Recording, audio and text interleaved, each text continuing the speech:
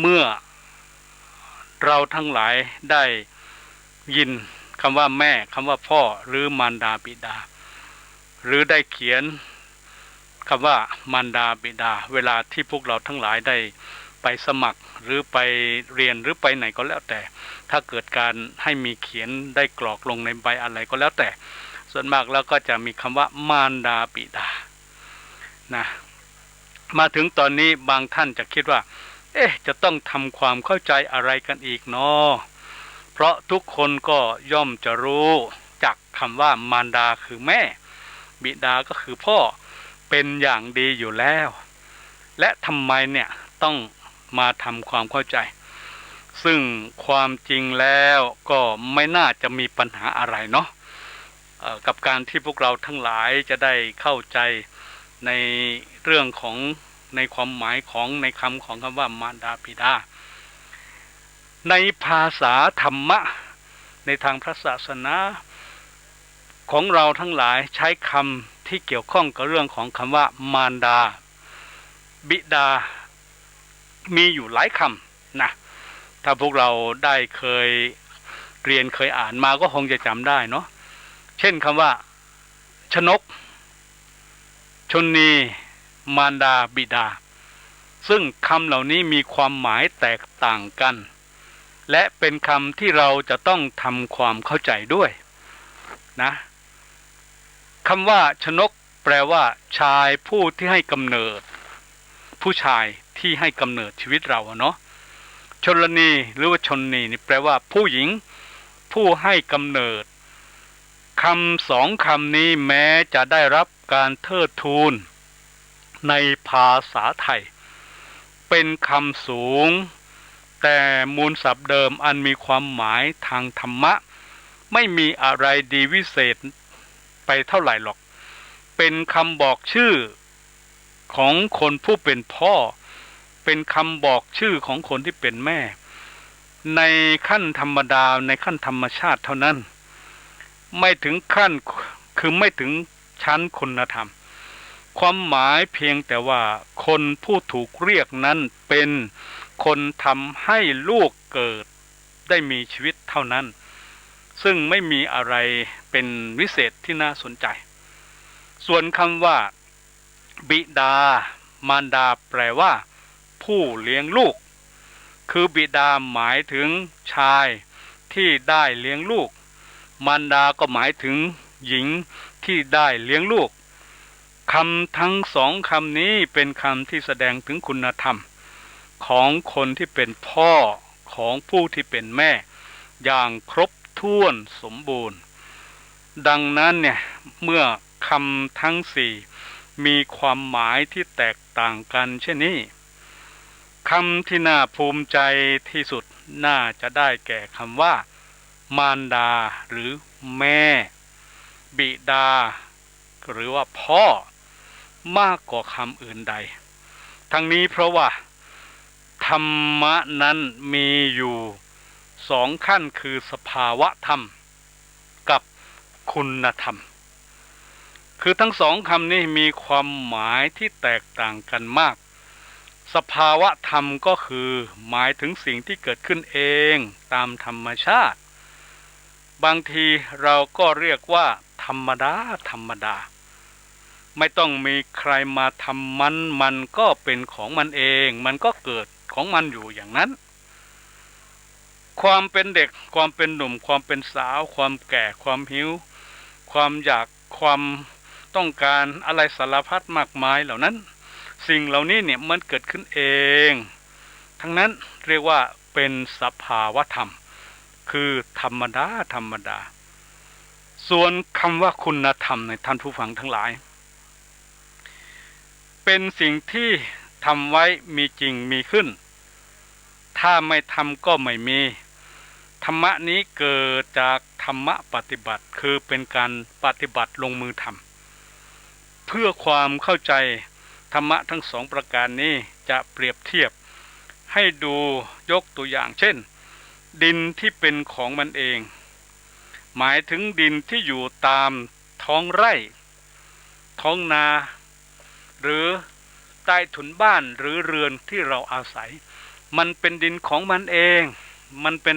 ของธรรมชาตินะเราจะเอาอะไรมาปรุงเป็นดินก็ไม่ได้แต่ถ้าเราเอาดินนั้นมาปั้นเป็นโอ่งเป็นไหเป็นถ้วยเป็นช้อนเป็นหม้อเป็นคือเป็นของกินของใช้ของใช้ไม่ใช่ของกิน เป็นของใช้ดินนั้นก็จะเปลี่ยนสภาพจากธรรมชาติที่เกิดมาทันทีดินตามธรรมชาตินั้นเป็นสภาวธรรมส่วนดินที่ปั้นเป็นเครื่องใช้เป็นประโยชน์ต่างๆนั้นมันเป็นคุณธรรมซึ่งคุณธรรมนี่แหละทำให้สิ่งที่เป็นธรรมดากลายเป็นของที่มีราคาเป็นของที่มีประโยชน์เป็นของที่มีคุณค่ามากคนเราก็เหมือนกันท่านผู้ฟังทั้งหลายคือเป็นเองกันทำให้มันเป็นคือมันเป็นเองกับการทำให้เป็นนั้นมีความแตกต่างกันนะความเป็นเองนั้นมันเป็นเพียงสิ่งที่เกิดจากธรรมชาติไม่ใช่คุณธรรมความดียกตัวอย่างการร้องไห้มันเป็นไปตามของมันเองไม่ต้องมีครูมีอาจารย์สั่งสอนคนก็ร้องไห้เป็นเด็กที่เกิดมาร้องไห้เป็นยังไม่เคยถูกสอนยังไม่มีใครร้องไห้ให้ลูกฟังแล้วก็ให้ลูกร้องไห้ตามนะลองได้เกิดมาเป็นลูกคนแล้วนี่ร้องไห้เป็นทุกคนทั้งที่ไม่มีโรงเรียนสอนให้ร้องไห้ไม่มีคนไหนที่สอนให้ลูกต้องร้องไห้แต่ตรงกันข้ามเลยนะการร้องเพลงต้องเรียนต้องหัดต้องฝึกจึงจะร้องเป็นนะไม่เหมือนกับร้องไห้นะรวมความแล้วเนี่ยการร้องไห้มันเป็นของมันเองธรรมดาธรรมชาติเป็นสัญชาตญาณแต่การร้องเพลงทำให้เป็นเพลงทำให้น่าฟังและอีกหลายๆอย่างที่เป็นของที่ต้องฝึกต้องหัดนั้นคือเป็นคุณธรรมเป็นคุณธรรมเมื่อเปรียบเทียบดูแล้วเนี่ยค่าของการเป็นเองกับการที่ทำให้เป็นอย่างไหนจึงจะมีราคาดีกว่ากันเอาการร้องไห้กับการร้องเพลงก็แล้วกันร้องทั้งสองอย่างนี้จะมีใครนิยมมากกว่ากัน และจะมีที่ไหนบ้างที่เขาประกวดร้องไห้เพราะการร้องไห้มีแต่ให้ความรำคาญมากกว่าความสำราญความสุขหรือความรื่นเริงที่ว่านี้ไม่ได้หมายเอาที่คนรับจ้างร้องไห้ในงานตั้งศพหรือในงานศพนะการที่ดาราภาพยนตร์ร้องไห้นั้นมันเป็นการฝึกร้องไห้ไม่ใช่เป็นของธรรมชาติมันเป็นเรื่องฝืนธรรมชาติมันเป็นศิลปะของการแสดงถ้าร้องไห้ตามธรรมชาติแล้วไม่มีใครจ้างและไม่ต้องใช้ศิลปะการแสดงออกของลูกที่มีต่อพ่อต่อแม่เพียงแต่รู้จักตัวของคนที่เป็นพ่อเป็นแม่ว่านี่เป็นพ่อเป็นแม่ของเรารู้เท่านี้เพียงธรรมชาติใครๆก็รู้ได้ลูกเป็ดลูกไก่มันก็รู้จักแม่ของมันนะลูกหมาลูกควายมันก็รู้แม่ของมันนะวิ่งตามแม่มันไปเป็นฝูงส่วนการรู้จักบุญคุณคนที่เป็นพ่อเป็นแม่เนี่ยมันเป็นเรื่องคุณธรรมคนเท่านั้นที่จะทำได้ดีระหว่างผัวเมียกันการเห็นแก่เมถุนการร่วมสัมวาสร่วมเพศร่วมสุขมันเป็นขั้นธรรมดาธรรมชาติก็เหมือนกันกับสัตว์เดรัจฉานจะเป็นควายเป็นหมูในหมู่มนุษย์เราแม้แต่คนเลวที่สุดก็มีความรู้สึกเช่นนั้นแหละเพราะว่ามันเป็นธรรมชาติแต่การเห็นอกเห็นใจการเอ็นดูช่วยเหลือเกื้อกูลมันเป็นชั้นของคุณธรรมคนเท่านั้นที่ทำได้ดีนะระหว่างผู้เป็นพ่อแม่กับลูกการให้กำเนิดลูกเป็นเพียงธรรมชาติสัตว์ต่างๆชนิดไหนถ้าเกิดในครรภ์ในไข่ก็ให้กำเนิดลูกได้ทั้งนั้นน่ะแต่การอุปการะเลี้ยงดูแก่ลูกที่เกิดมาคนเท่านั้นนะที่ทำได้ดีที่สุดมากกว่าช้างมากกว่าวัวควายโดยนัยยะดังกล่าวมานี้เราจะเห็นได้ว่า ในทัศนะในทางพระพุทธศาสนานี่คนที่เป็นพ่อเป็นแม่ของลูกนั้นจะมีอยู่หลายประเภทด้วยกันหรือว่ามีอยู่3ประเภทใหญ่ๆเช่นเป็นชนกชลนีด้วยเป็นมารดาบิดาด้วยเป็นชนกชลนีไม่ได้เป็นมารดาบิดาเป็นมารดาบิดาแต่ไม่ได้เป็นชนกชลนีถ้าฟังอย่างนี้แล้วนี่เป็นยังไงก็อยากจะให้เราทั้งหลายได้เข้าใจในเบื้องต้นสำหรับการที่เราทุกคนจะได้เข้าใจว่า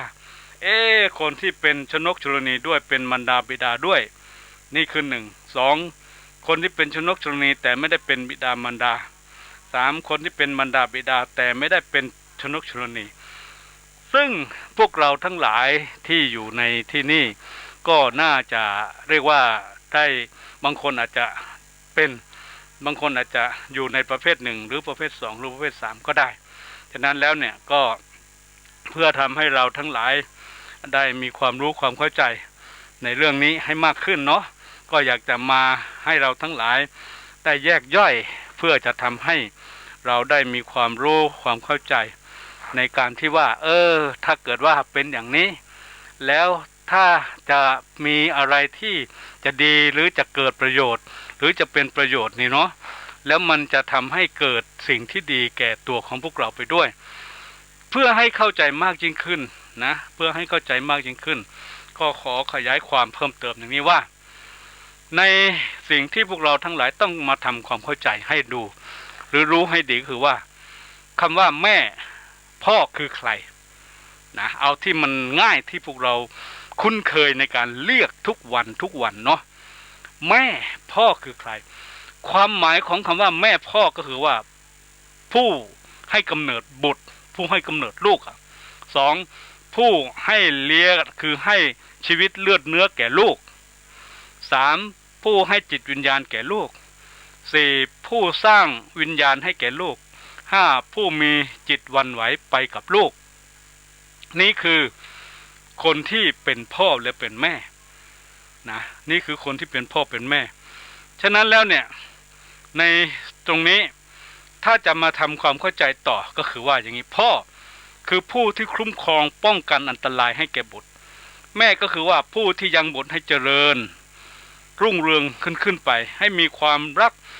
นะให้มีความอบอุ่นนะแล้วก็เป็นผู้มีความเสมอกับบุตรเป็นผู้ที่มีเหมือนกับว่าสวมวิญญาณให้กับบุตรแม่เนี่ยเป็นคำที่ถือว่าเป็นคำพูดที่คนทุกคนนี่พูดแล้วเพราะที่สุดเป็นคำที่มีความสำคัญที่สุดเป็นคำที่ยิ่งใหญ่ที่สุดเป็นคำที่มีความศักดิ์สิทธิ์ที่สุดคำว่าแม่นี่นะทีนี้ในทัศนะของพระพุทธเจ้าเนี่ยเรามาดูเนาะว่าในทัศนะของพระพุทธเจ้าที่พูดถึงผู้ที่เป็นแม่เนี่ยในทางพระพุทธศาสนาเนี่ยได้มีคำเรียกที่มีคำแปลออกมาเป็นว่าแม่เนี่ยหลายคำมากนะหลายคำมากเมื่อครั้งที่พระพุทธเจ้าได้เสวยพระชาติเป็นดาบทชื่อว่าโสนบัณฑิตได้ประกาศแก่มวลกษัตริย์ในชมพูทวีปให้ได้ทราบถึงคำว่าแม่มีคำหนึ่งต่อไปนี้1โทหะรินีแปลว่ามีใจ2หมายถึงแม่นี่นะมีใจ2คือเมื่อแม่มีครรภ์ย่อมมีอาการแพ้ท้องย่อมแบ่งหัวใจคือความรักความอบอุ่นความห่วงใยให้กับลูกที่ถือปฏิสนธิอยู่ในครรภ์ในท้องของแม่นะนี่คือคำหนึ่งคำที่2สุหทาสุหทาแปลว่ามีใจดีมีจิตใจจดจ่ออยู่กับลูกดีใจว่าจะได้ลูกแล้วนะ3ชนะยันตีแปลว่าผู้ยังลูกให้เกิดนะชนะยันตีผู้ยังลูกให้เกิด4ชเนตีคือชเนตีเนี่ยแปลว่าผู้ให้กำเนิดลูกซึ่งเรานิยมเรียกว่าชนลนีหรือว่าชนนีคือแม่บังเกิดเกล้านะ5โตเสนตีแปลว่าผู้ปลอบโยนคือให้ลูกมีความร่าเริงเมื่อลูกร้องไห้ก็ให้ดื่มนมให้ดูดนมหรือก็ร้องเพลงกล่อมหรือให้ลูกได้มีความสุขหายจากอาการ ร้องนะนี่คือโตเสียนตีต่อไปคือคำที่6โปเสียนตีแปลว่าผู้เลี้ยงดูคอยดูแลด้วยใจห่วงใยคอยรับ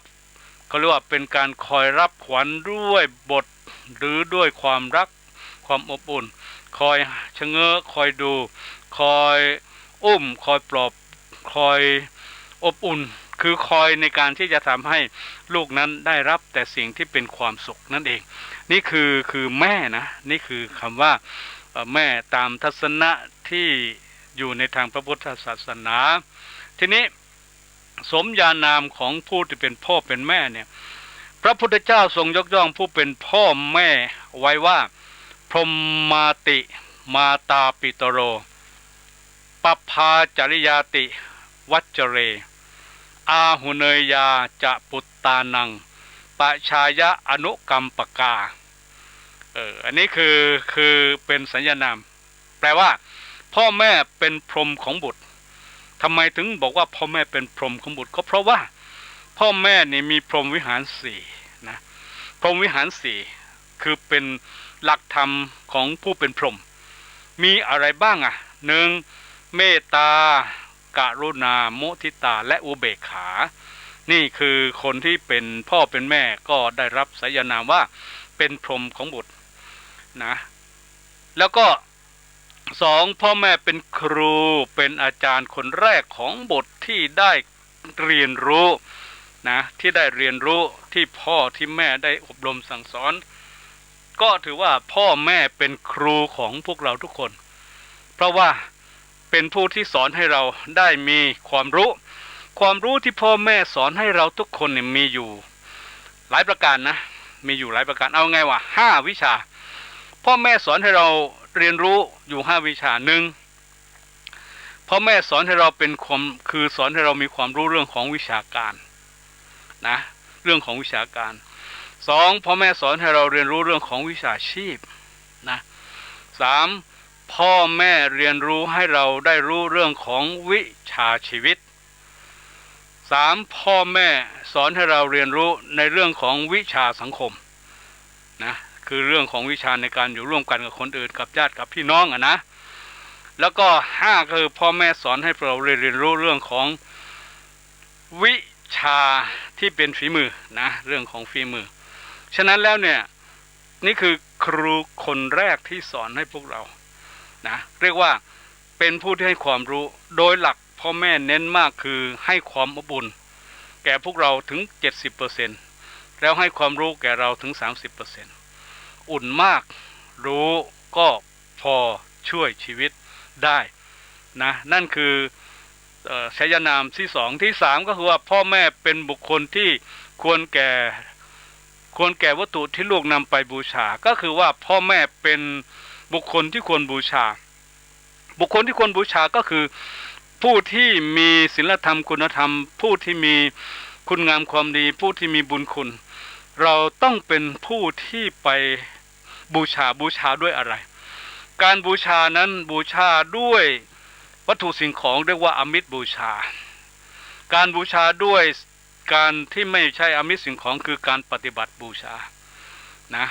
ฉะนั้นเนี่ยการบูชาเนี่ยที่สำคัญพวกเรามักจะนิยมในการนำวัตถุสิ่งของจะเป็นข้าวปลาอาหารจะเป็นของกินของใช้จะเป็นเครื่องประดับประดาจะเป็นแก้วแหวนเงินทองอันนั้นแหละเรานำไปกราบนำไปบูชาคนที่เป็นพ่อเป็นแม่ซึ่งหลายคนก็ทำอย่างนี้แหละเนาะก็ถือว่าทำอยู่เป็นประจำนะแต่การบูชาที่สำคัญคือการปฏิบัติในเรื่องของการเป็นผู้ที่เชื่อฟังในคำอบรมสั่งสอนในคำสั่งคำสอนของคนที่เป็นครูคนแรกของคนที่เป็นพ่อเป็นแม่เนี่ยถือว่าเป็นสิ่งประเสริฐเป็นสิ่งที่จะเกิดความเจริญรุ่งเรืองก้าวหน้าเป็นสิ่งที่จะนำทำให้เราได้พบแต่ความสุขอยู่อย่างเนืองนิดในชีวิตของเราในทุกวันนะต่อไปพ่อแม่เป็นผู้อนุเคราะห์บุตรเลี้ยงดูบุตรเชิดชูบุตรแล้วก็เรียกว่าเป็นผู้ที่ได้ให้ชีวิตจนบุตรเจริญเติบโตนี่ก็ถือว่าเป็นผู้ที่สำคัญในชีวิตของพวกเราทุกคนซึ่งพวกเราก็รู้ดีเนาะว่าเนี่ยเมื่อเราเกิดมาแล้วเนี่ยท่านจะดูแลเราจนโห เรียกว่าตลอดชีวิตก็ว่าได้อะเนาะจะตลอดชีวิตของท่านหรือจะตลอดชีวิตของเราในฐานะที่เป็นลูกนะนี่ก็ถือว่าเป็นชยนามทีนี้เราท่านทั้งหลายพ่อแม่เนี่ยยังได้รับการยกย่องว่าพ่อแม่นี่เป็นเทวดาของลูกพ่อแม่นี่เป็นบุพการีคือใครบุพการีก็คือผู้เลี้ยงดูเราก่อนนะบุพการีแล้วก็พ่อแม่เป็นมิตรในเรือนเป็นเพื่อนในบ้านเป็นทั้งคนใช้เอา คือเป็นทุกอย่างอ่ะเดี๋ยวจะค่อยว่ากันว่าเป็นอะไรบ้างเนาะเนี่ยทีนี้เรามาดูว่าพ่อแม่มีขึ้นมาได้อย่างไรพ่อแม่มีขึ้นมาได้อย่างไรพ่อแม่เกิดขึ้นมาได้อย่างไรพ่อแม่มีขึ้นได้เพราะความรักความต้องการของหญิงของชายในการมาเป็นพ่อเป็นแม่ปรารถนาที่จะมีบุตรในการสืบสกุลนะหรือสองเพราะคุณธรรมของแม่ด้วยเหตุที่พ่อแม่มีความรักความต้องการความปรารถนาที่จะมีบุตรธิดาไว้สืบสกุลเราจึงเปรียบพ่อแม่เป็นประดุจพรหมของลูกเพราะจิตของท่านนะจิตของคนที่เป็นพ่อเป็นแม่เนี่ยจะมีจิตที่เรียกว่ายิ่งใหญ่มหาศาลอยู่4ประการยิ่งใหญ่มหาศาล4ประการที่เกี่ยวข้องกับการเป็นพรหมก็คือว่าพ่อแม่รักและปรารถนาให้บุตรมีความสุขเรียกว่าเมตตาพ่อแม่สงสารเอ็นดูปรารถนาให้บุตรมีแต่ความสุขพ้นจากความทุกข์เรียกว่ากรุณาพ่อแม่พลอยยินดีเมื่อเห็นลูกได้ดีมีความสุขเมื่อเห็นลูกได้สำเร็จการศึกษาเมื่อเห็นลูกได้มีความสำเร็จในชีวิตเรียกว่ามุทิตาพ่อแม่เฝ้าเลี้ยงดูด้วยหัวใจด้วยจิตวิญญาณเมื่อไม่สามารถจะช่วยบุตรให้พ้นจากความทุกข์ได้พ่อแม่ก็จะเป็นผู้ที่คอยส่งเสริมสนับสนุนนะหรือเวลาที่ลูกได้มีความสำเร็จอะไรลูกได้ใหญ่ได้โตได้มั่งมีพ่อแม่ก็จะคอยให้ความสนับสนุนแล้วก็เวลาที่มีอุปสรรคปัญหาอะไรพ่อแม่ก็จะไม่วางเฉยไม่นิ่งเฉยแต่จะเรียกว่ามือก็จะมาจับปากก็จะเปรียบเอ่ยอ้างใจก็จะคอยห่วงใยอย่างอยู่ไม่ห่าง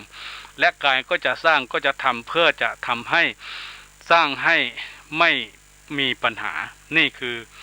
ผู้ที่ถือว่าเป็นแม่เป็นพ่อที่เราท่านทั้งหลายจะต้องได้เข้าใจทีนี้พ่อแม่เพื่ออะไรคือเป็นพ่อแม่เพื่ออะไรถามว่าพ่อแม่เขาเป็นพ่อแม่เพื่ออะไรคำตอบคือว่าเพื่อที่จะได้นำให้เราทำให้เราเนี่ยได้เป็นคนที่เป็นมนุษย์เพื่อจะได้เป็นผู้ที่เป็นมนุษย์ในการจะได้เป็นคุณหรือมีคุณคือคุณธรรมในการที่จะไปสู่การบรรลุในธรรมหรือการเข้าสู่นิพพานได้นี่เป็นพ่อเป็นแม่เพื่ออะไรนี่ก็คือว่าเพื่อทำให้ลูกแล้วก็ตัวเขาเนี่ยได้เป็นผู้มีคุณธรรมเข้าสู่นิพพานได้ทีนี้จะเป็นพ่อแม่ได้อย่างไรการที่ใครก็ตามทีจะมาเป็นพ่อแม่ของคนเนี่ยนะโดยการทำหน้าที่ของคนที่เป็นพ่อเป็นแม่นี่สำคัญมากเลย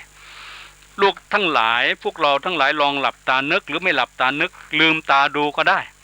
ว่าพ่อแม่นี่ท่านทำหน้าที่อะไรให้กับเราท่านได้ทำตั้งแต่เราอยู่ในครรภ์ถ้าเราสามารถจำความได้และลึกความเป็นหรือมีญาณในการจะรู้ได้นี่เนาะเชื่อว่าเราจะต้องรู้และเข้าใจในสิ่งที่หน้าที่ของคนของแม่ของพ่อที่ทำกับเราหน้าที่ทางกายหน้าที่ทางใจนี่คือหน้าที่สำคัญเรามาดูว่าหน้าที่ทางกายที่แม่พ่อทำให้กับเราคือท่านทำอะไรหน้าที่ทางกายพ่อแม่สอนให้ลูกไม่ให้ทำชั่วหนึ่งคือไม่ให้ทำชั่วสองแนะนำให้ลูกทำแต่ความดีสามส่งเสริมลูกให้มีการศึกษาเล่าเรียนศิลปวิทยานานาประการสี่ช่วยเหลือหรือว่าช่วยเลือกคู่ครองที่เหมาะสมให้แก่ลูกแล้วก็ห้าแบ่งทรัพย์มรดกให้ในสมัยอันสมควรในสมัยที่เหมาะควรคือในเรื่องของการที่แม่พ่อเลี้ยงเราทางกายเนี่ยเชื่อว่าพวกเราคงจะเห็นได้ชัดเห็นประจักษ์อยู่เป็นประจำเนาะเพราะตื่นเช้ามาจนถึงเข้านอนนี่แน่นอนว่าพ่อแม่จะต้องอยู่ใน5 หน้าที่นี่ตลอดเลย กับพวกเราทั้งหลายทีนี้พวกเราทั้งหลายลองนึกดูว่าทำไมพ่อแม่ถึงต้องสอนไม่ให้เราทำชั่วเพราะพ่อแม่รู้ว่าความชั่วนั้นเป็นทุกข์ความชั่วนั้นเป็นภัยความชั่วนั้นมันเป็นจันไรความชั่วนั้นมีแต่ทำให้เกิดความชิบหายวุ่นความชั่วทำให้เกิดแต่อุปสรรคปัญหาพ่อแม่จะห้ามไม่ให้ทำชั่วพ่อแม่จะห้ามทางไหนทางกายก็คือไม่ให้ไปคิดชั่วไม่ให้ไปพูดชั่วไม่ให้ไปทำชั่วพ่อแม่จะพ่อแม่จะบอกพวกเราตลอดเลยไม่ว่าจะเป็นเรื่องของการไปด่าโน่นไปด่านี่ไปทะเลาะไปชกต่อยไปลักขโมยหรือไปทำลายเอาโน่นอันนี้พ่อแม่จะไม่ให้ทำเพราะเห็นว่าการทำอย่างนั้นเนี่ยมันเป็นของไม่ดีเป็นของที่เป็นโทษเป็นภัยนี่คือกลัวความชั่วจะเกิดขึ้นกับลูกนะพ่อแม่จะอบรมสั่งสอนเราบ่อยมากในเรื่องนี้นะเรื่องการไปทำร้ายเรื่องการไปลักขโมยเรื่องการไปทุบไปตีเรื่องการไปทุบไปด่าหรือเรื่องไปทำโทษหรือทำให้เกิดโทษภัยเนี่ยห้ามบ่อยมากแนะนำให้ลูกทำดีแน่นอนพ่อแม่จะพยายามสอนพวกเราหลายครั้งหลายคราวหลายทีหลายหนหลายชั่วหลายเวลาหลายวันหลายเดือนหลายปีมีแต่พ่อแม่จะพูดในเรื่องการให้ทำดีบางทีพ่อแม่จะพาให้เราเบื้องต้นเลยการทำดีในบ้านพ่อแม่ก็จะบอกพูดสวัสดีค่ะสวัสดีครับบางทีก็ช่วยให้เราทำงานบ้านจะเป็นการปัดกวาดเช็ดถูจะเป็นการอาบน้ำซักเสื้อผ้าจะเป็นการตัดหญ้ารดต้นไม้จะเป็นนี่คือเรื่องของความดีนะเรื่องของความดีฉะนั้นถ้ารวมความว่าพ่อแม่พยายามสอนให้เราเป็นคนทำดีด้วยกายก็คือว่าได้ใช้ตาใช้หูใช้ปากใช้แรงกายในการที่จะทำให้เกิดความเป็นอยู่ในบ้านที่บ้านให้เกิดความเป็นอยู่ที่มีความสุขนะก็จะสอนให้พวกเราทำเรื่องมารยาทเรื่องการกราบการไหว้เรื่องการเสียสละเรื่องของการเอื้อเฟื้อเผื่อแผ่เรื่องของการแบ่งปันเรื่องของการบริจาคเรื่องของการทำสารพัดเลยนี่คือพ่อแม่ทำให้เราบ่อยมากแล้วก็พยายามให้เราทำด้วยบ่อยมากก็เรียกว่าทำให้เห็นทุกวันทำให้ดูทุกวันนะนั่นก็คือการให้ทำดีส่งเสริมให้ลูกได้เรียนรู้แน่นอนพ่อแม่จะสอนพวกเราตั้งแต่อยู่ในครรภ์แล้วล่ะแต่พวกเราจะจำได้หรือเปล่าไม่รู้จนกระทั่งออกมาพ่อแม่ก็สอนให้เรารู้จักการสอนให้ผู้รู้จักการพูดอันนี้ก็เป็นการสอนนะให้พูดคำว่าแม่พ่ออะไรพวกนี้นะคือสอนให้รู้จักการพูดสูงขึ้นกว่าการพูดก็สอนให้รู้จักการอ่านนะการอ่านการคิดสอนแล้วสอนให้รู้จักการอาบน้ำการกินข้าวการหลับการนอนการซักเสื้อซักผ้าการแต่งตัวหรือการเล่นหรือการอยู่กับคนโน้นคนนี้การใช้ชีวิตกับคนโน้นคนนี้คืออันนี้เป็นการสอนนะเป็นการสอนวิชาพื้นฐานเป็นการสอนวิชาชีวิตเป็นการสอนวิชาชีพเป็นการสอนวิชาเรื่องของสังคมคือพ่อแม่สอนทุกวิชานั่นแหละนะจะเป็นสังคมคณิตวิทย์ภาษาไทยภาษาอังกฤษหรือวัฒนธรรมหรือสุขศึกษาหรือพลามัยคือพ่อแม่สอนเราสอนหมดเลยจริงๆนะสอนหมดเลยจริงๆฉะนั้นเนี่ยโอ้โหเมื่อตอนที่เป็นเด็กพระอาจารย์จำได้เนี่ยโอ้โหคือสอนเราเรียนรู้จากพ่อแม่เนี่ยแบบครบทุกวิชาจริงๆเนาะแม้ว่าจะไม่ใช่วิชาการที่ล้ำลึกสุดยอดแต่มันก็เป็นวิชาชีวิตที่ทำให้เรารู้จักใช้ชีวิตอยู่กับคนอื่นเขาได้อย่างมีความสุขทำให้เราสามารถจะใช้ชีวิตอยู่ในสังคมได้อย่างปกติสุขทำให้สามารถนั้นอยู่กับโลกได้อย่างดีนะนั่นคือสิ่งที่เป็นศิลปะเบื้องต้นเป็นวิชาเบื้องปฐมคือปฐมวิชาที่แม่พ่อได้เป็นผู้สอนเราไว้สอนเรามานะ4ก็คือว่าเลือกคู่ครองที่เหมาะสมให้แก่ลูกในตรงนี้เมื่อก่อนหรือสมัยนี้ก็แล้วแต่ส่วนมากแล้วเนี่ยพ่อแม่เนี่ยจะเป็นผู้ที่พยายามจะหาคู่ครองที่เหมาะที่ควรให้กับลูกของตนเองจะเป็นหญิงเป็นชายก็แล้วแต่นะก็เหมือนกับว่าเวลาที่ลูกนั้นจะมีคู่ครองโดยความเชื่อในยุคสมัยก่อนโน้นก็คือว่าพ่อแม่แหละเป็นคนที่จัดหาให้นะไม่เรียกว่าคลุมถุงชนหรอกแต่ก็คือจะหาให้ตามความเหมาะนะเหมาะคู่ควรนะในปัจจุบันนี้ก็ยังมีชนเผ่ายังมีกลุ่มชนที่เขาเรียกว่าพ่อแม่ยังหาให้อยู่ในชุมชนตามชนบทตามรอบนอกนะยังมีอยู่เพราะว่า ผู้หญิงเนี่ยส่วนมากแล้วเนี่ยเขาจะไม่ให้มีอายุมากก็ต้องได้มีครอบครัวก่อนหมายความว่าพูดง่ายว่าถ้าอายุครบ18หรือ20ต้องมีครอบครัวนะยิ่งถ้าในอินเดียเนี่ยโอ้ถ้าอายุถึง20ไม่มีครอบครัวแสดงว่าผู้หญิงคนนี้จะไม่ดีละถ้าผู้หญิงคนไหนไม่มีครอบครัวเนี่ยในอินเดียนะนี่หมายถึงในอินเดียเท่าที่พระอาจารย์ได้อยู่มาเนี่ยเขาจะบอกว่าผู้หญิงคนนี้เป็นกาลกินีก็คือว่าเป็นหญิงที่ไม่ดีในสังคมจะรังเกียจนะเขาจะรังเกียจมากเพราะว่าเป็นคนที่แบบเหมือนว่าเกิดมาแล้วทำไมไม่มีคนไม่มีคู่ไม่มีครอบครัวก็ถือว่าเป็นสิ่งที่จะไม่ดีสำหรับหมู่บ้านสำหรับเขานะฉะนั้นเขาก็จะต้องให้มีครอบครัวนะจะต้องมีสามีต้องมีลูกในประเทศไทยในสมัยปัจจุบันเนี่ยถ้าพูดไปแล้วเนี่ยก็มันเป็นเรื่องที่แบบว่ายังรู้สึกว่ามันหายไปเนาะในตรงนี้เมื่อก่อนนี้ครอบครัวจะมีคือสถาบันครอบครัวจะมีความเข้มแข็งจะมีความอบอุ่นจะมีความมั่นคงนะจะเป็นครอบครัวที่มีพลังแต่เดี๋ยวนี้ครอบครัวจะไม่ค่อยอบอุ่นเท่าที่ควรครอบครัวจะไม่ค่อยเข้มแข็งเท่าที่เกิดเท่าไหร่นะเพราะว่ามันเกิดการเปลี่ยนแปลงยิ่งในเมืองนิวโฮคือคนที่จะแต่งงานกันแล้วก็อยู่ร่วมใช้ชีวิตจนสุดท้ายเรียกว่าเป็นคู่ชีวิตที่ถือไม้ทองกระบองไม้เพชรอะไรพวกนี้นะคือน้อยลงนะน้อยลงส่วนมากแล้วนี่พออยู่ด้วยกันได้ไม่นานเนี่ยความโบราณว่าอยู่ได้หม้อยังไม่ดำก็ทำให้เกิดการแตกแยกเนี่ยเยอะแยะมากมายทุกวันก็เลยทำให้ครอบครัวมันรู้สึกว่าน่าสงสารน่าเอ็นดูเพราะว่าพ่อแม่อยู่ด้วยกันได้ไม่นานก็ต้องแยกลาต้องทิ้งลูกต้องทิ้งบ้านต้องทิ้งหย่าร้างกันไปซึ่งก็ยิ่งจะมีมากขึ้นทุกวันนะนี่ก็เป็นเรื่องที่น่ากลัว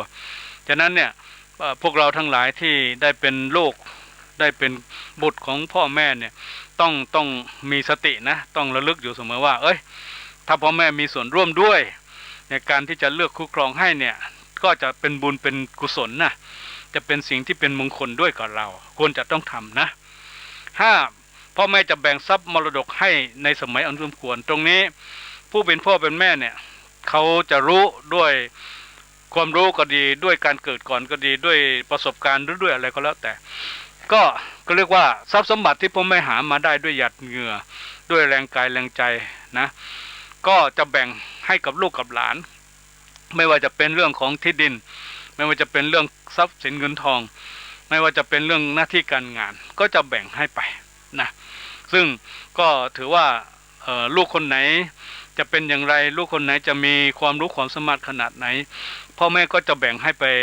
ตามความเหมาะสมก็คือว่าเอาตามความเหมาะสมนะน้อยมากที่พ่อแม่จะเรียกว่าเลือกที่รักมักที่ชังคือน้อยมากที่จะไปมีอคติส่วนมากแล้วพ่อแม่ก็จะดูความเหมาะสมแล้วก็ให้กันทุกคน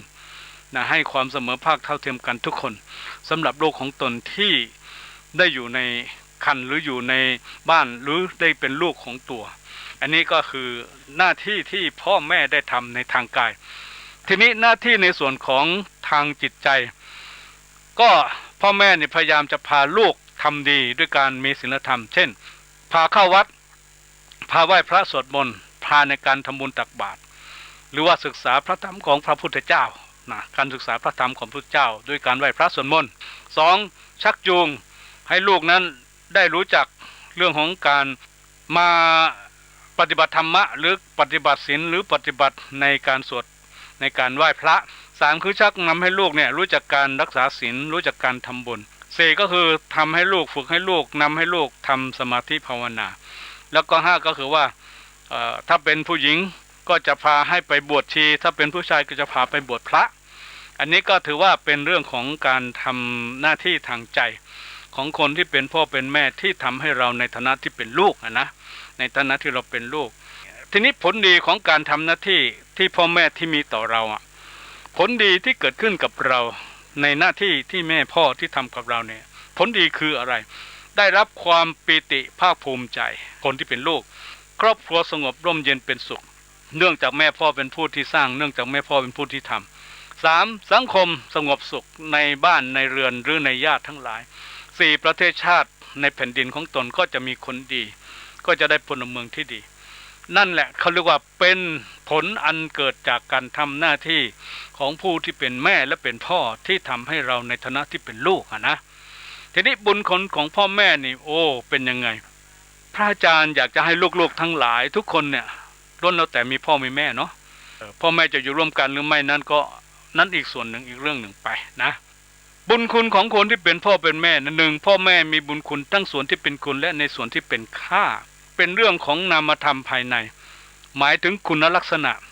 อันมีลักษณะแน่นอนไม่เปลี่ยนแปลงไม่ต้องอาศัยเหตุปัจจัยปรุงแต่งไม่ต้องมีอะไรมาเติมแต่งเรียกว่าเป็นคุณนะค่าเป็นเรื่องของวัตถุภายนอกหมายถึงการใช้สอยเอื้อเฟื้อเกื้อกูลกันภายนอกมีลักษณะเปลี่ยนแปลงไม่แน่นอนต้องอาศัยเหตุอาศัยปัจจัยปรุงแต่งเป็นสิ่งที่ผสมผสานนี่คือแม่มีคุณมีค่านะคุณของเกลือคือความเค็มมีลักษณะแน่นอนไม่เปลี่ยนแปลงอันนี้นะถ้าจะดูว่าคุณนะคุณของเค็มคือเกลือจะมีความเค็มไม่มีลักษณะเปลี่ยนแปลงค่าของเกลือคือเม็ดเกลือเป็นเม็ดมีค่ามีราคามีลักษณะเปลี่ยนแปลงไม่แน่นอนเกลือที่เรามีการผลิตขายเนี่ยมีการขายเนี่ยมันก็จะมีราคาที่แตกต่างกันพวกเราคงจะรู้จักเกลือที่ปรุงอาหารเนาะในการที่พวกเรานำมากินมาบริโภคกันทีนี้แม่มีคุณคือเป็นผู้ให้กำเนิดให้ความรักให้ความห่วงใยในบุตรในธิดาปรารถนาให้ลูกได้เป็นคนดีมีจิตหวั่นไหวไปกับลูกไม่คิดร้ายไม่พยาบาทไม่อาฆาตไม่จองเวรจองกรรมแม่มักจะให้อภัยให้ความสุขอยู่ทุกอย่างเสมอทุกเวลาแม่ยอมเสียสละชีวิตตายแทนคนที่เป็นลูกได้พ่อแม่สามารถที่จะเรียกว่าเอาชีวิตเขาแลกเพื่อให้ลูกได้มีชีวิตอยู่ต่อได้3ก็คือว่าแม่มีค่าก็คือว่าการให้การเลี้ยงดูการอบรมสั่งสอนการให้เสื้อให้ผ้าการให้ที่อยู่อาศัยการให้การศึกษาการให้ความอยู่เย็นเป็นสุขการให้ข้าวปลาอาหารการให้แก้วแหวนเงินทองอันนี้ก็ถือว่าเป็นสิ่งที่ให้ค่าให้สิ่งที่มีคุณค่านะพ่อแม่เนี่ยก็ถือว่าเป็นบุคคลผู้ที่ได้ทำแล้วในสิ่งที่ดีได้ทำแล้วในสิ่งที่เป็นบุญเป็นกุศลได้ทำแล้วในสิ่งที่เป็นคุณประโยชน์ความทุกข์ของพ่อแม่เนี่ยมีความทุกข์จากอะไรบ้างอยากจะให้ลูกๆทั้งหลายจงเข้าใจว่าความทุกข์ของคนที่เป็นพ่อเป็นแม่เนี่ยนะความทุกข์ของพ่อแม่เนี่ยมีความทุกข์อยู่3อย่างใหญ่ๆด้วยกัน1เพราะลูกทุกข์เพราะไม่มีลูก1นะทุกข์เพราะไม่มีลูก2ทุกข์เพราะลูกตาย3ทุกข์เพราะลูกชั่วข้อนี้นี่โอ้เป็นข้อที่ถือว่าสำคัญนะข้อนี้ทุกข์เพราะลูกชั่วทุกข์ประเภทที่3เนี่ยพ่อแม่ทุกข์มากที่สุดทุกข์ที่เป็นทุกข์อย่างทุกข์ที่ทุกข์นะเป็นทุกข์ที่โอ้โหสุดยอดของความทุกข์เลยทีเดียวฉะนั้นแล้วเนี่ยเราในฐานะที่เป็นลูกจำไว้นะความทุกข์ของพ่อแม่1ทุกข์เพราะไม่มีลูก1ทุกข์เพราะไม่มีลูกทุกข์เพราะว่าลูกตายแล้วก็3ทุกข์เพราะลูกชั่วไอ้ตรงที่ทุกข์เพราะลูกชั่วนี่เป็นโคตรทุกข์เลยนะฉะนั้นก็อยากจะให้ลูกๆทั้งหลายจงเข้าใจว่าทำชั่วในการคิดชั่วทำชั่วในการพูดชั่วทำชั่วในการทำชั่วนี่คือสิ่งที่จะทำให้พ่อแม่ทุกข์อย่างที่สุดนะอย่างที่สุดจงมีสติอย่าทำอย่าสร้าง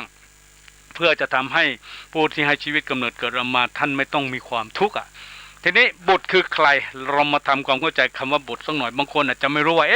เราก็เป็นบุตรแต่บุตรคือใครบุตรคือใครในความหมายบุตรก็คือผู้ที่สืบทอดสายเลือดจากแม่พ่อ2บุตรคือผู้ที่รับมรดกจากพ่อแม่3ผู้ที่ปิดตาให้พ่อแม่เวลาตายและทำบุญให้อุทิศให้เมื่อท่านตายไป4เป็นที่พึ่งพาของคนที่เป็นพ่อเป็นแม่5เป็นลูกหนี้ของพ่อแม่ที่ต้องใช้หนี้คุ้มค่าเพราะพ่อแม่ได้เสียเงินเสียทองเสียเวลาเสียกำลังเลี้ยงเรามาฉะนั้นเราเป็นหนี้ท่านเราต้องคืนให้ท่านนะแล้วก็สุดท้ายคือบุตรก็คือผู้ทำให้พ่อแม่ถึงพระนิพพานบุตรก็คือผู้ที่ทำให้พ่อแม่เข้าถึงซึ่งหลักธรรมของพระพุทธเจ้าทีนี้เรามาดูว่าแล้วบุตรที่ดีเป็นยังไงบุตรที่ดีก็คือผู้ที่สามารถทำให้พ่อแม่ได้รับความอิ่มใจชื่นใจสบายใจบุตรกับลูกนี่เป็นยังไง จะใช้สำหรับมนุษย์เท่านั้นนะบุตรนี่นะจะใช้สำหรับคนหรือว่ากับลูกเท่านั้นคือใช้กับมนุษย์เท่านั้นคำว่าบุตรนะลูกส่วนมากจะใช้สำหรับลูกคนลูกสัตว์ลูกไม้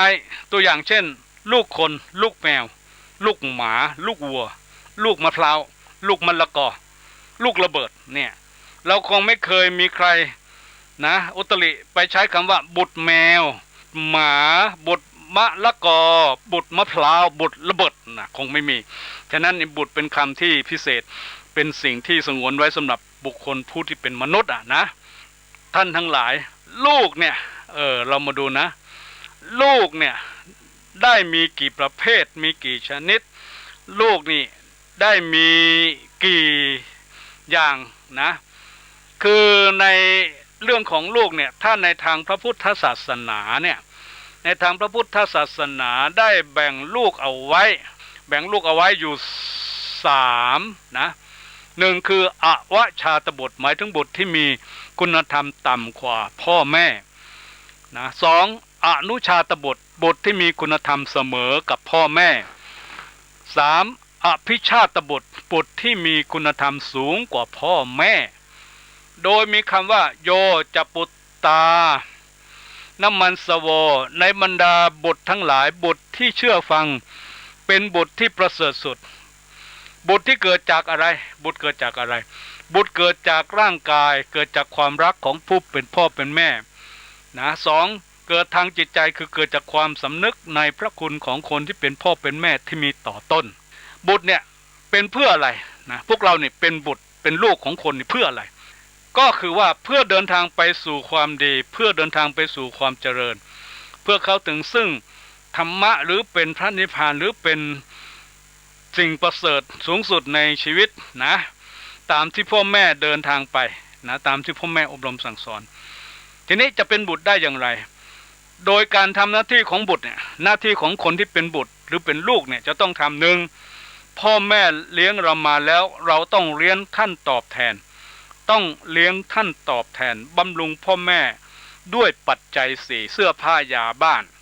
เสื้อผ้ายาบ้านอาหารกำลังใจสำคัญสองช่วยทำกิจการงานของคนที่เป็นพ่อเป็นแม่ที่มีการงานทั้งที่บ้านและในที่บริษัทโรงงานสามดำรงวงตระกูลของคนที่เป็นพ่อเป็นแม่ที่ทำมาดีที่สร้างมาแล้วเป็นหน้าที่ของลูกที่จะต้องรักษาสืบต่อให้เจริญต่อไปสี่ประพฤติตนให้เป็นคนที่สมควรรับทรัพย์มรดกของคนที่เป็นพ่อเป็นแม่แน่นอนว่าการกระทำของตัวของลูกเป็นสิ่งที่สำคัญว่าจะทำให้พ่อแม่ไว้วางใจกับการที่จะได้รับทรัพย์มรดกที่ท่านได้หามาด้วยเลือดเนื้อด้วยหยาดเหงื่อด้วยความลำบากของท่านขนาดไหนฉะนั้นผู้ที่จะรับทรัพย์มรดกพ่อแม่จะต้องทำตัวเองให้ประจักษ์ให้เห็นโดยแม่พ่อจะได้มีความเชื่อมั่นใจในการจะได้มอบทรัพย์มรดกให้ตามความเหมาะสมตามสมัยที่ควร5เชื่อฟังคำสอนของคนที่เป็นพ่อเป็นแม่ว่าคือเราต้องเป็นคนว่าง่ายสอนง่ายเป็นคนเชื่อฟังเป็นคนไม่ดื้อไม่ด้านไม่ลั่นไม่ซนไม่ตกไม่เถียงไม่เป็นคนตลกตะแลงไม่เป็นคนปลิ้นปล้นตลกละแลนะยกย่องสรรเสริญคุณงามความดีของผู้เป็นพ่อเป็นแม่ผู้ที่ประเสริฐผู้ที่ประทานให้ในเลือดเนื้อและชีวิตของพวกเรา7ส่งเสริมให้พ่อแม่มีคุณธรรมยิ่งขึ้นไปเช่นเมื่อท่านได้มีคือเมื่อพ่อแม่ไม่มีศรัทธาในทางพระศาสนาไม่เข้าวัดเข้าวาเราก็ต้องชักนำด้วยสติปัญญาในการที่จะทำให้พ่อแม่ได้มีศรัทธาในการจะเข้าวัดเข้าวาในการจะปฏิบัติหรือในการเข้ามาในทางพุทธศาสนา2เมื่อท่านไม่มีจิตใจในการให้ทานเราก็ต้องรู้จักการชักนำหรือทำให้ท่านรู้จักการแบ่งปันให้ทานแต่คนอื่นนะให้กับคนอื่นได้3เมื่อท่านไม่มีศรัทธาในการที่จะรักษาศีลนะรักษาศีลปฏิบัติธรรมเจริญสมาธิภาวนาไม่สวดมนต์เราก็ต้องนำให้ท่านได้รู้จักการสวดมนต์ด้วยพระรักษาศีลได้4เมื่อท่านมีคือไม่มีปัญญาไม่มีสติปัญญาทางคุณธรรมเราก็ต้องชักนำให้ท่านนั้นได้ปฏิบัติได้ศึกษาด้วยการเจริญสมาธิภาวนาเพื่อให้ท่านได้เกิดสติปัญญาในทางศาสนาเนี่ยนะก็ถือว่านี่คือการส่งเสริมให้พ่อแม่เป็นผู้ที่มีคุณธรรมยิ่งขึ้นไปทีนี้ สำคัญคือว่าเมื่อท่านล่วงลับไปแล้วเนี่ยเราต้องหมั่นทำบุญอุทิศให้ท่านหน้าที่ของบุตรเนี่ยที่ดีเนี่ยจะต้องตอบแทนคุณพ่อแม่โดยย่อๆนะตามเวลาที่ยังมีไม่มากเนาะหน้าที่สำคัญของลูกเนี่ยที่จะต้องทำให้กับพ่อแม่คือว่าหนึ่งเลี้ยงดูทางกายเมื่อท่านยังไม่ตายจากเราการเลี้ยงดูทางกายเมื่อท่านยังไม่ตายจากเราเนี่ยเลี้ยงดูอย่างไรก็คือว่าเราจะต้องเป็นผู้ที่ทำที่อยู่นะทำที่อยู่คือว่ามีที่อยู่ให้ท่านอยู่อาศัยมีอยู่แล้วก็ทำให้ท่านได้อยู่อาศัยด้วยความสุขสบายสะอาดลื่นรมนะ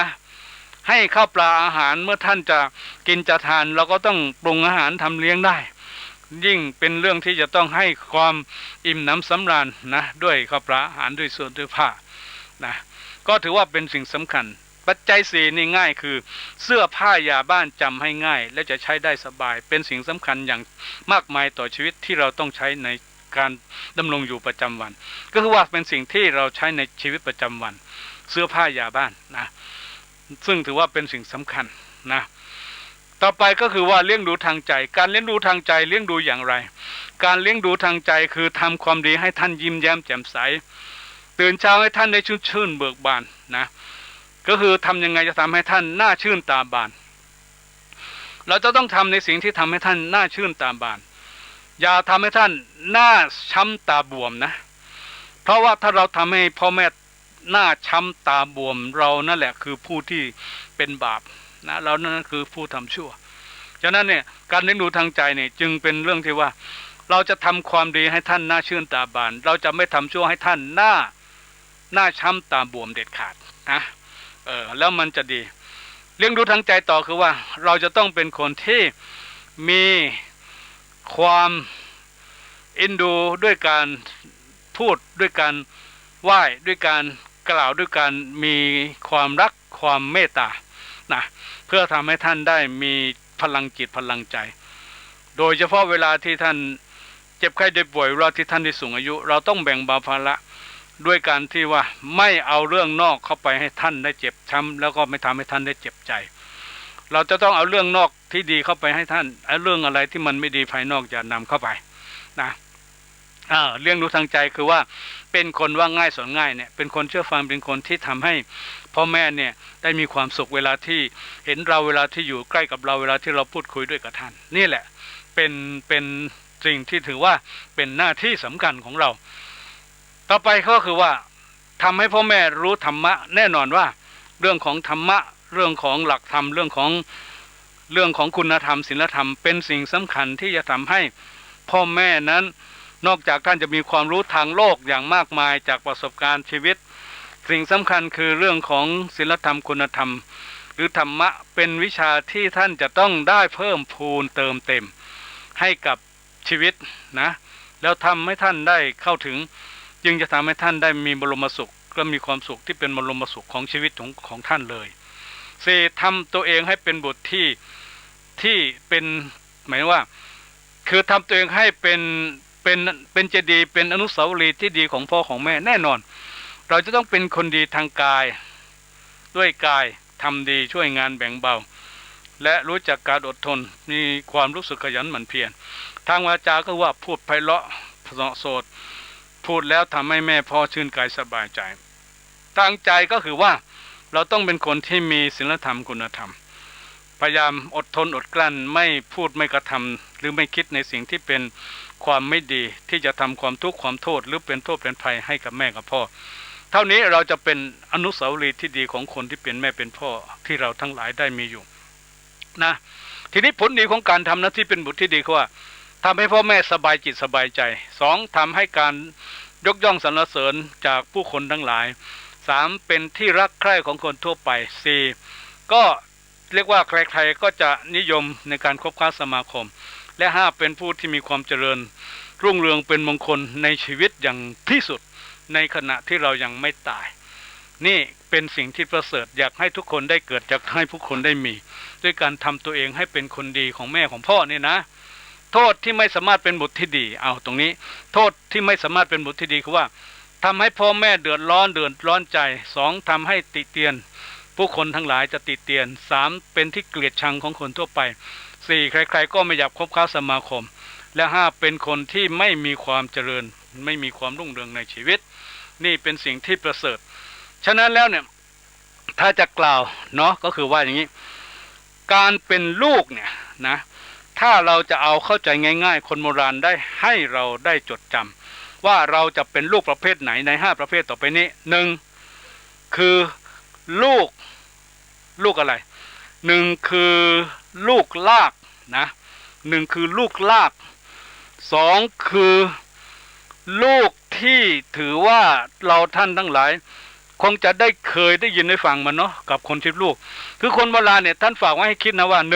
1ลูกแก้ว2เป็นลูกกะ3เป็นลูกกา4เป็นลูกเกาะ5เป็นลูกกตัญญูใน5ลูกเนี่ยลูกที่1คือการเป็นลูกแก้วหมายถึงว่าเป็นลูกที่เป็นแก้วตาดวงใจของแม่ของพ่อลูกอย่างนี้อยู่ก็จะเกิดความสุขกายสบายใจแม้นตายไปก็จะเกิดความสุขกายสบายชีวิตจะมีวิญญาณที่เป็นสุขอยู่เสมอลูกกะคือลูกที่เป็นว่าลูกกตัญญูกตเวทีเป็นลูกที่รู้คุณและตอบแทนเลี้ยงดูคนที่เป็นพ่อเป็นแม่กลับไป3ลูกกาคือลูกกาฝากพวกเรารู้จักกาฝากไหมต้นกาฝากมันเป็นเถาวัลย์ที่มักจะเกาะอยู่กับต้นไม้กิ่งไม้ไอ้ต้นกาฝากมันจะทำให้ต้นไม้ที่มันเกาะมันเกี่ยวอยู่นั้นน่ะในสุดต้นไม้นั้นก็จะตายก็จะตายเหมือนกับลูกที่ทำให้พ่อแม่ตายก่อนตายแล้วก็ตายจริงคือมักจะทำอะไรเอาแต่สิ่งที่ไม่ดีทำให้แม่พ่อมาทำให้พ่อแม่ต้องเดือดร้อนทำให้พ่อแม่ต้องดูดเลือดเนื้อพ่อแม่ต้องรีบตายหรือต้องตายไปเร็วนี่เป็นลูกกาฝากลูกที่4คือลูกเกาะหมายถึงว่าลูกที่ไม่ยอมโตสักทีเป็นลูกลูกลูกเทวดานะเกาะพ่อแม่กินเกาะพ่อแม่อยู่เกาะพ่อแม่ใช้จนทำให้พ่อแม่ตายคือไม่โตสักทีไม่เป็นตัวเองไม่รู้จักใช้ตัวเองไม่รู้จักการช่วยเหลือตัวเองอันนี้เป็นลูกเกาะลูกกล้วยพวกเราก็เห็นต้นกล้วยไหมลูกกล้วยเนี่ยเวลาที่เราเอากล้วยออกมาเนี่ยเอาลูกมันออกมาต้องตัดแม่มันก่อนต้องตัดต้นแม่มันมันถึงจะเอาลูกออกมานะถ้าเราไม่ตัดต้นแม่เราก็ไม่ได้ลูกกล้วยเหมือนกันลูกกล้วยนี่เป็นลูกที่ทำให้พ่อแม่ตายนะตายแบบตัวเองอยู่ตายแบบตัวเองยังไม่ตาย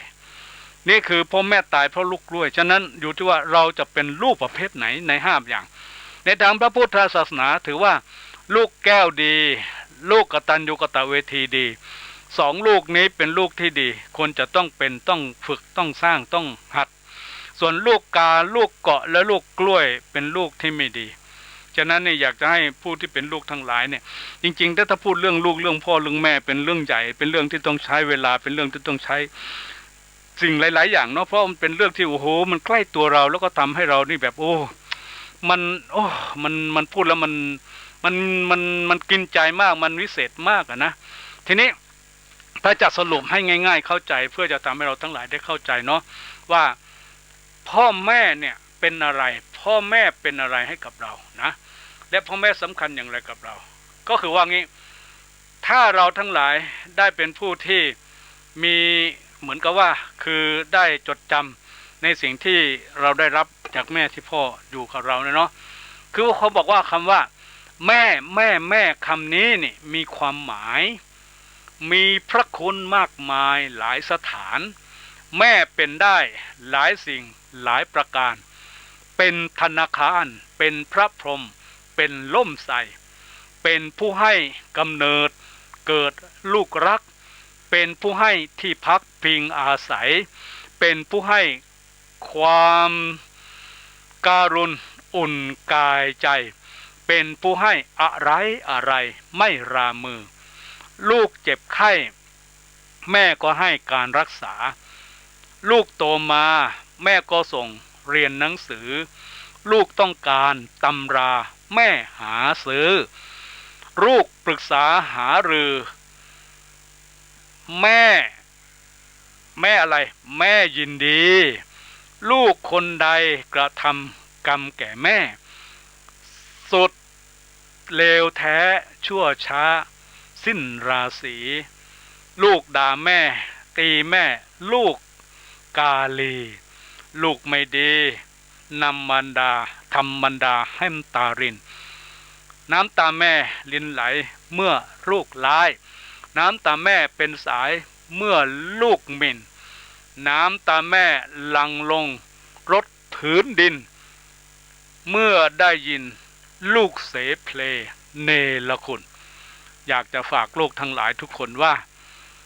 ดวงใจแม่สะอาดแท้กว่าทุกสิ่งดวงใจแม่สะอาดยิ่งกว่าสิ่งไหนดวงใจแม่สะอาดเกินกว่าสิ่งใดดวงใจแม่มีไว้เพื่อลูกนี่เป็นสิ่งสำคัญขอฝากให้เราทั้งหลายทีนี้ในส่วนของเราในฐานะที่เป็นลูกนะในส่วนของเราที่เป็นลูกพ่อแม่หวังพึ่งเราในเรื่องอะไรพ่อแม่หวังพึ่งเราคือว่าสิ่งที่พ่อแม่หวังยามชราหวังให้ลูกมารับใช้ยามป่วยไข้หวังให้ลูกมารักษายามเมื่อถึงวันตายวายชีวาหวังลูกยามมาปิด